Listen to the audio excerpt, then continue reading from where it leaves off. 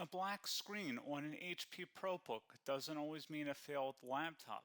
In this video, we will troubleshoot the most common startup issues, perform system repairs, use Windows Recovery, and run command prompt commands to restore normal boot and display functionality. A lot of errors pertain to this problem, and we're going to go ahead and jump into what should hopefully be a pretty straightforward process, guys. And we're going to go ahead and jump right into it. First thing I'd recommend doing would be to actually go ahead and boot to the troubleshooting utility on Windows 11. So if you do a hard power off 3 times in a row, Windows should automatically attempt to launch the startup repair utility. And if it doesn't find anything, it will give you the option to select advanced settings, in which case it will take you to a screen that looks like this. Now, if it does not take you to a screen that looks like this, or you're unable to get to that, you can also download the Windows 10 Media Creation Utility, or Windows 11. They probably will make a creation utility for Windows 11 at some point. And it doesn't really matter, you can actually run the Windows 10 utility on Windows 11 as far as I'm aware.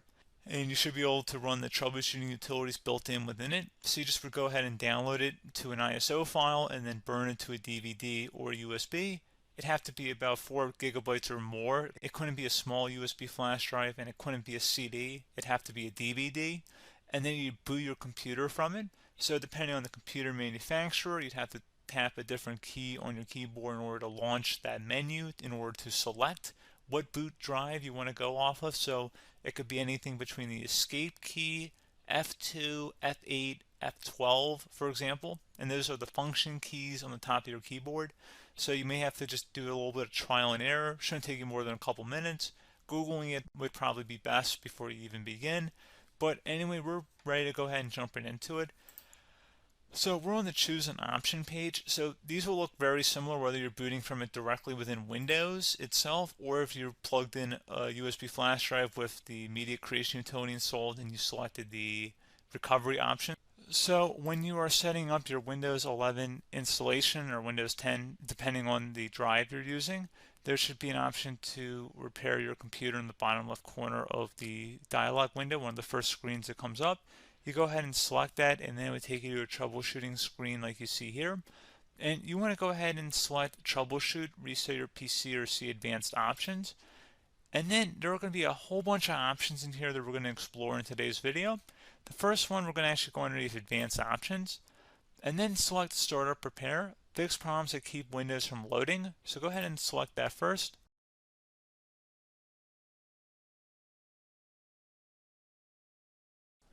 Okay, so you can see it cannot repair our PC.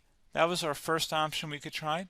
Something else, if we go back into advanced options here and then select troubleshoot, we're going to go underneath advanced options again. You can go ahead and actually access safe mode by selecting startup settings. And then if you select the restart button, you have the option on the screen select safe mode with networking, which will give you a key on the screen. It'll tell you which key to press to enter that. I believe it's the F7 key. It'll do that for you. I'm not going to go over that in today's tutorial because I don't really want to go into safe mode, but you're more than welcome to attempt that by going into here and then selecting restart. Again, it'll launch another screen. It'll say what key do you want to press, and it'll give you like 7 or 8 different options, and you want to select safe mode with networking. There's also an option for a command prompt too, but that's going to be something we're going to cover later in this video, and we don't even have to go through that in order to access it. So that's why I'm not going to really push for that, because unless you know exactly what's causing the problem, you probably don't need to go into safe mode. Unless you're trying to recover files, in which case then you definitely can go into safe mode, but we're trying to actually recover our computer here. So I hope that makes sense. Something else we can also try here as well would be to uninstall updates, remove recently installed quality or feature updates from Windows. So if you go ahead and select that, you can uninstall the latest quality updates, which generally is the more day-to-day updates. Feature updates are the less regularly released ones, like the big ones. I would equate it to service packs in like Windows 7 and Windows Vista and Windows XP. So larger updates that occur once or twice a year at most. And the quality updates are more just a regular update. So probably obviously depend, it'll take longer if you're going to try and uninstall the latest feature update versus quality update. And maybe you don't need to go back that far. So just giving you guys a couple pointers with that. Something else you can also look at here, and we're going to jump into the command prompt in a little bit, but you can select System Restore, which will use a restore point recorded on your PC to restore Windows. And this is something I would highly recommend here, guys. So select Next. Assuming you have a restore point saved on your computer, you go ahead and select the most recently created one, and you'll select Next, and then you'll select the drive. You shouldn't actually have to select the drive. You can scan for affected programs, but we're going to keep it all default here, and then we're going to select Finish. So once started, System Restore cannot be interrupted. Do you want to continue? I think we're going to select yes. I don't think we have anything better to do on our computer right now, so just give it a moment here to initialize. It will take a couple minutes to run, obviously depending on how large your hard drive is and how much is saved on the System Restore point. So just give it a couple minutes here.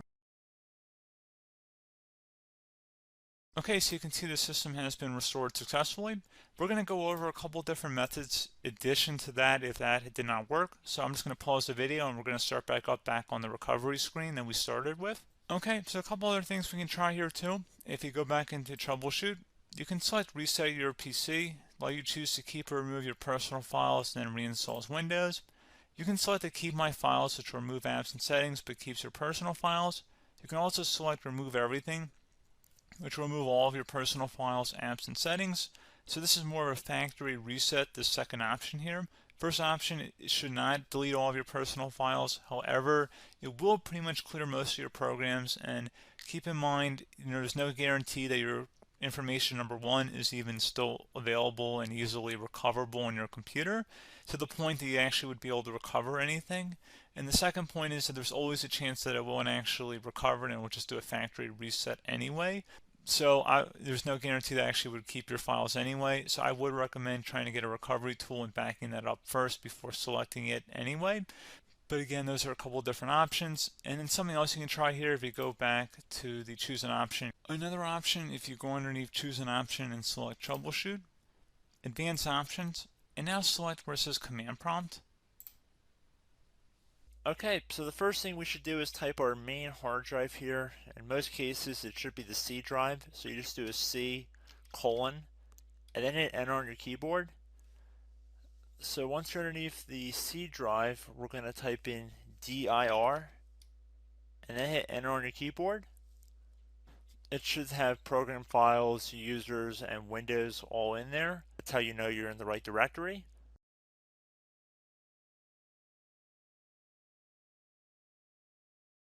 In some cases, it might be the D drive as well, so just keep that in mind.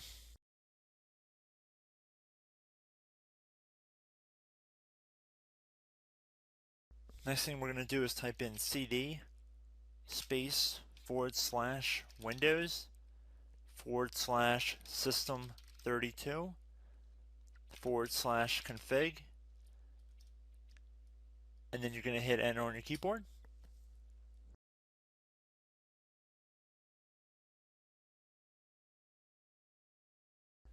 So now you're going to type md space backup.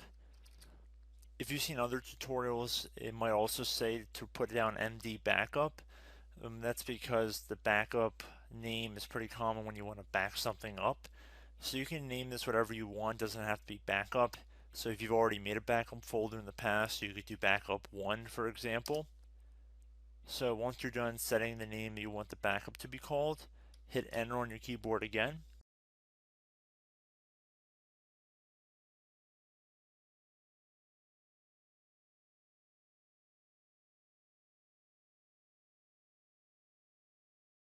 At this point you want to type copy, C-O-P-Y, space, then you want to do the star symbol above the 8 key, then do a period or a dot, whatever you want to call it, then another star sign, and then another space, and then type backup, and then hit enter on your keyboard.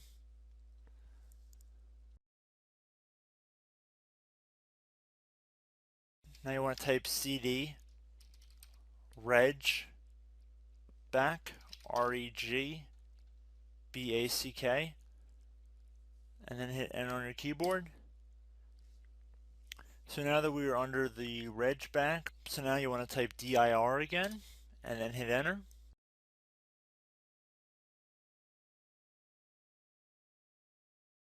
So now at this point we're going to type copy again. So copy, space, star sign,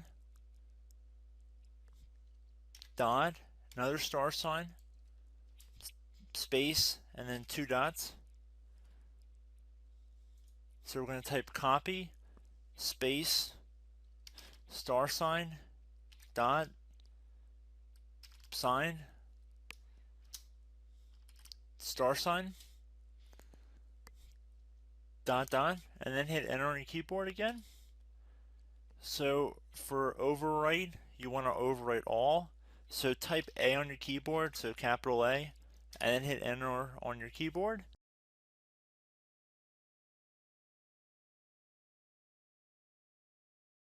So at this point you should be good to go. You can close out of the command prompt window, and if you accidentally continue to Windows 10 you should be all set. So I hope one of these 3 or 4 different methods we went through in this tutorial helped you guys out. Again, I'm not sure if you guys heard me earlier, but try to go back into your safe mode if possible and uninstall any programs you know might be conflicting with the Windows startup if you can get into safe mode. So just keep that in mind. Something very simple like that could be blocking up everything. So again, I hope this tutorial helped you guys out, and I will catch you in the next tutorial. Goodbye.